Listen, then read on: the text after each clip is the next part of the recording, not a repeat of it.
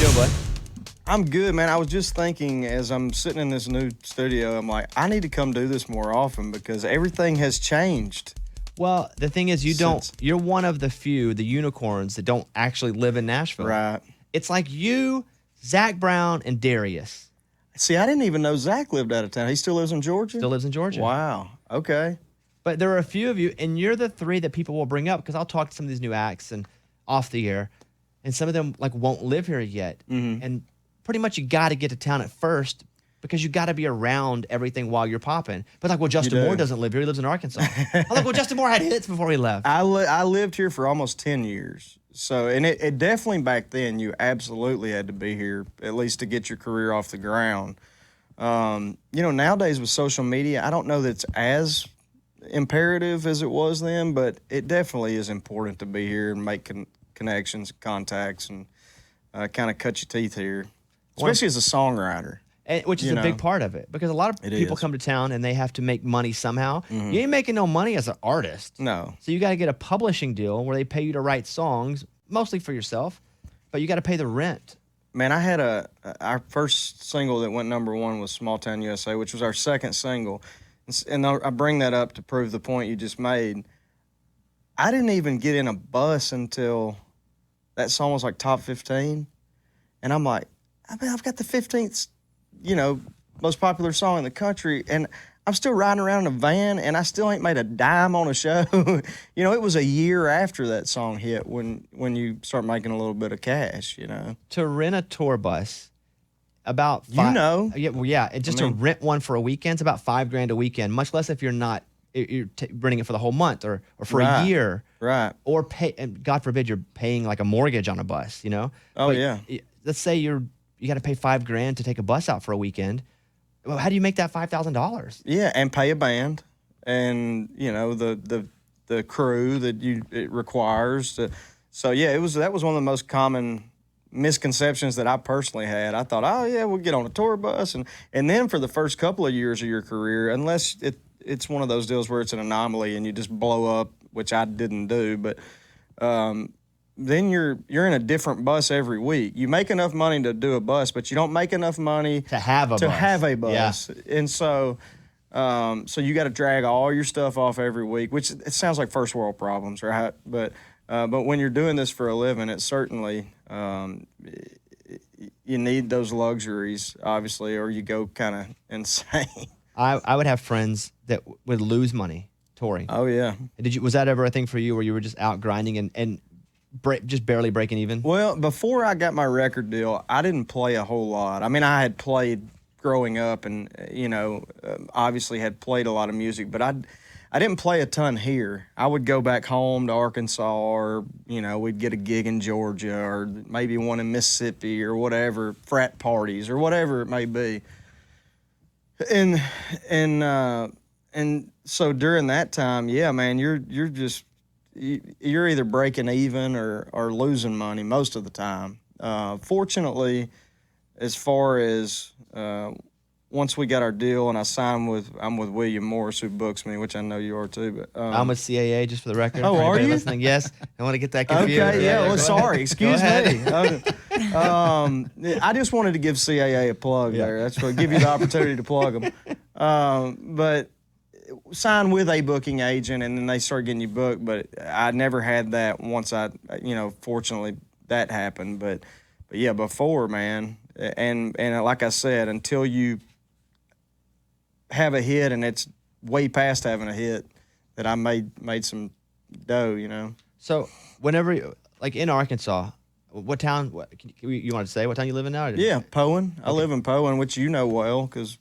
You went back to Poen, because you were we living in Bryant? I was, yeah. I was living in Bryant. So my wife is from south of New Orleans, a town called Houma, Louisiana, and it's probably about the size of Hot Springs, which that may be kind of insider for you and I, but it's a good sized town. In other words, it's certainly not a Nashville or Atlanta or anything like that, but it's a pretty good sized town. And so she loved living here in Nashville, and I always wanted to move home, and it kept on her, and she said, well, all right, I can't go straight from Nashville to Poen.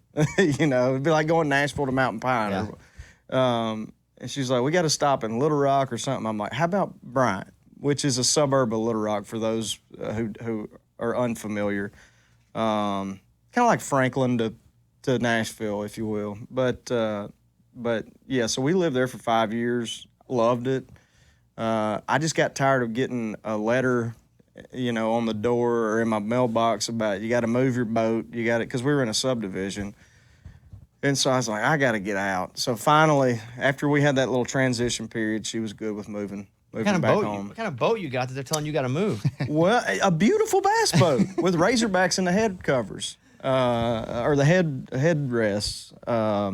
Ranger, bass boat, and then and we've got a party barge too. But people would be pulled up on their yard with their '82 Civic or whatever, and my boat's got to go. I'm like, my boat is so much prettier than that car or whatever. But I mean, I get it. But what's the place like in Poland? I bet that's massive. I bet you got a freaking castle. It's like Game of Thrones, small town Arkansas, though. It's needless to say, it's a little cheaper to live back home than it is here. So it allowed us to do some things that otherwise we wouldn't have been able to do. But I bought my land that I grew up on from my grandpa owned it, and he was raised there by his grandpa. I grew up there, and so I got 50 acres for $30,000. I got the family discount. So that kind of gives you a little bit of insight as to what you can do there as opposed to, say here. And so, which was one of the reasons we actually moved home. But the main reason we moved home, other than me wanting just to be back home, was, having kids. I didn't want ever them to be affected negatively by my choice to do this for a living. So I knew that if I were around home, and it may be the same way when you go back home, I don't know, but people are proud of me and they're proud for me and they're happy for my family, but they don't really give a crap, honestly. They're like, yeah, cool, man. So about this whatever, and which I love, and they don't treat my kids any differently than they do at any other. My kids go to Poland. An example of something really neat about moving home is my oldest daughter, when she was in first grade, had my first grade teacher. Is that right? Yeah. Oh, wow. And so, I know that they care about them, not because of what I do for a living, but they actually genuinely care about them. You ever mow your own yard? I do. I bush hog my whole pasture, which is, oh man, we have 130 acres and it's probably 40, 50 acres is pasture. So I do that myself. You still like doing that? I love it. I love it, man. I just replaced a radiator on my tractor, I don't know, 4 or 5 weeks ago. And I that's my kind of zen place. I love doing that stuff. My wife knows. I put my Bluetooth things around my neck and go out and I can spend literally 8-10 hours on a tractor, and that's like my unplug, unwind kind of time. Anybody ever show up to the house like, can I get a picture, Justin? When we were first building our house, we would have people just show up, and you would think it would be a contractor or somebody there to fix this or do that, and they'd be like, "Nah, man, we just heard Justin live here," and I'm like, "Well, he's going to, but we just thought we'd look around." People back home, they just are completely oblivious to some things. And I'm like, yeah, I mean, how'd you get through the gate, by the way? It's kind of funny. But people are harmless, man. Back home, they're as I mentioned it before, they're so happy for me, and they're like overzealous at times, but I appreciate it, obviously. Rather over than under. Absolutely. That's what people come up and ask me for an autograph or picture or this or that, and they're like, "I'm so sorry." And I'm like, it beats the alternative, because if you didn't, that would mean you didn't care. So I wouldn't have a job. Justin Morris here. Let's talk about this for a second. Late Nights and Long Necks, the new record. I'm excited about it, man. Yeah, and I was looking at the list because I always like to see the songwriter credits and see who. It looks like you're pretty much on. Are you on every song? I am. Look at this. It's first time in my career I've been on every song. I've written 90% of what I've recorded over my career, but this is the first time it's been literally every song. And I mean, I'm not an artist who that matters to me, but it is kind of neat to be able to be on every song on this album. And We kind of did this album a little differently, which contributed to me being on every song. Is years ago when I moved here in 2002, my producer and I, we didn't have kids, and we would just pop down to like Destin or 30A, which is for those listening who don't know, it's like 6-7 hours from here in Nashville. And we would just rent a house and lock ourselves in and drink beer and write songs. And I recorded and wrote a lot of my first 2 albums down there. Since then, we've gotten busier and had to do more of that kind of thing on the road and here in town. And so when we were talking about a new album, I said, man, fast forward to now, my wife and I have a home in Destin. And so why don't we just take a handful of our buddies we like writing songs with, and if we can sneak it past our wives somehow, go down there and pick 5 or 6 weeks over the course of the next 3-4 months and drink beer and write songs. And so that's exactly what we did. So every song we wrote down there. Tell me about you guys hop into the room and what happens whenever you start to, who comes up with the idea for The Ones Who Didn't Make It Back Home? Actually, me. That was actually, I take it back, that was the only one we didn't write down there. We wrote this on the road. I was playing and had Paul DiGiovanni, Chase McGill, and my producer, Jeremy Stover, out with me on the bus. And we were playing somewhere, and it's hard to believe, but If Heaven Wasn't So Far Away came out like 8 years ago. And every night we've played that song, I've always talked about our military servicemen and women and first responders and police officers, firefighters, and dedicated that song to them. And I always end it before we go into the song by saying, we'll send this out to the ones that didn't make it back home. And one night it just kind of hit me like, holy cow, that's a song idea. So I came back to the bus, and I tell these guys, I go, I think I got a good idea. And they kind of turned and looked at each other like, and you write songs, so like, there's a moment where people turn around and look at each other. It's either like really good or it's really terrible. Or someone's got to go, I don't know. Yeah. So I'm going, is that stupid? And they're like, no, dude, I think it's really good. So we started it that night, finished it the next day. So. And here it is. It's good. The first time I heard it, it's like the hair stand up, Oh, thanks, man. It's one of those. And this sounds cliche or cheesy, but I really believe it to be true that I learned with If Heaven Wasn't So Far Away how powerful country music is. And, it's fun to have a #1 record. It never gets old. It's good for your career. The label throws you a party. Mom and daddy pat you on the back, tell you how important you are for a few weeks, and, all is well. But I learned with Heaven, it's more special if it goes beyond that and impacts people's lives in a positive way. And to have the opportunity to not only do that but once, but now twice with this song, to go around the country and have people firsthand tell me stories of, losing a loved one, and this song did this or means that or whatever is really special. I'm going to play it right now. Here's The Ones Who Didn't Make It Back Home from Justin Moore. And I see your wife and kids out in the green room. I'm going to bring them in a minute. Cool. All right, here is Justin Moore on the Bobby Bone Show. All right, the whole family's in here now. Justin, introduce us to everybody in here. So we have my 7-year-old here, Kennedy, 9-year-old Ella. So these are the oldest two. Uh-huh. And then my wife, Kate. And Kate, you grew up in Louisiana? I did, South Louisiana. Yeah, and how did you and Justin get together? That's the most hillbilly way possible. On senior trip, Panama City. So you guys met from 2 different schools in Panama City? Yeah, we did. Yeah. 18 years old. So that was 17, 18 years ago. And when he was 18 years old, oh no, you're good. You can talk. Okay. Yeah. When he was 18 years old, like what was he like today? This ought to be interesting. He really is the same person. Sweet, good manners, good boy, Oh, his daughter's whispering in the ear. Yeah, Ella's whispering something to me. What are you whispering to her over there? No, Todd, say it into the mic. I had spiky hair. He had spiky hair. That's what she was saying. Necklace. Oh, wow. That was the style, man. And so you guys you did the long distance relationship for a while? We did. I went because I was about to start college. And he was he was going to move to Nashville. Mm-hmm. And my parents were like, there's no way you're moving for a boy. So especially a boy who says he's going to be a musician. Which now having daughters, I would have been like, Lord, no. You kidding me? So was he good at 18? Like, did you know him as the guy who was singing and playing guitar? Or was he just like No, he sang and he was he was awesome, I thought, but this was before everything. Yeah. Mm-hmm. So I went to college and he moved to Nashville, and after I graduated, I moved up here to Nashville. Where did you go to school?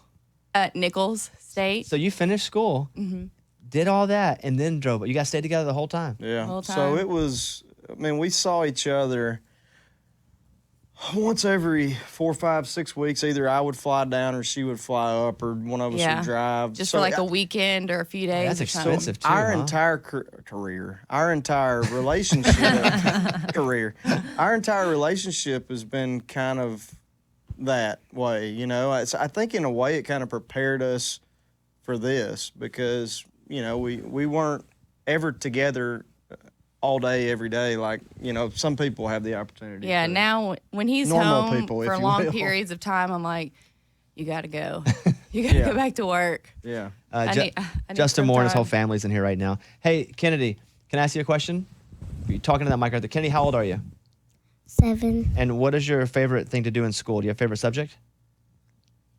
No, none? You gotta What do you say it. like? Do you like recess, or do you like... I like recess. Yeah? Who's your best friend?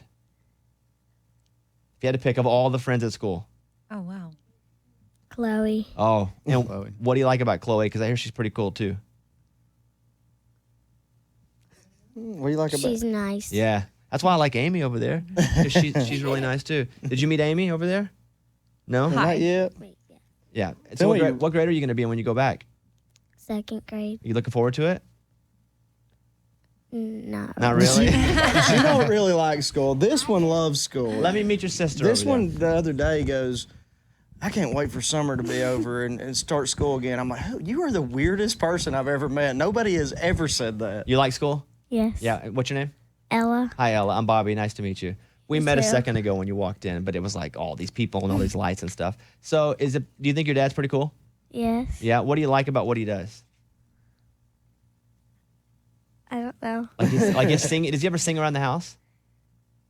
Songs that aren't his. Yeah. So never his own songs. No. But he sings like his favorite. Like what kind of songs does he sing? Do you know any of them? No. Does he sing like Tootsie Roll? No. Yeah. What about you have another sister that's not here? Uh-huh. How old is she? She's 5. Yeah. She pretty cool. She's crazy. Well, listen. And my little brother that's 2. Oh, wow. Yeah. And he's wild. Yeah. Who's the craziest of all 4 of you guys? South. Yeah. Little boy. Little boy, yeah. And who's the least crazy? Me. Yeah, that's what I thought you would say. Yep. And so is it pretty cool you get to go to like all these cool places with your dad because his new album's out? Yes, sir. Have you ever been to New York before? I don't think so. It's crazy. You're going to really enjoy it. It's going to be pretty cool. Do you know your mascot at Poen? The Indian. Yeah, the Poen Indians? Yeah? Do you play sports at all? Uh-huh. What do you like? Basketball and softball. Yeah? Which one do you prefer if you pick? Softball. Are you good? Yeah? Your dad was a good ball player. Does he tell you all the time? Yeah, he does. Well, it's nice to meet you. Me too. Is this pretty cool that you get to come in the studio? Mm-hmm. Yeah. Do you ever listen to this show on the radio at home? On When Ki- we're driving in the car, my dad listens. to Yeah, it. on Kiss of 96? That was the station we listened to growing up. Yep. Same station you get to listen to. That's it. You don't think that's that cool, do you? That's all right. Well, I'm glad you came in. Good to meet you. You too. Justin Moore is here. Check it out. His album is out now. It's Late Nights and Long Necks and The Ones Who Didn't Make It Back Home, which we played earlier, which is, I think, your, 8th top 10 song or so? 7th? And this song's now in the top 10. Yeah, something like that.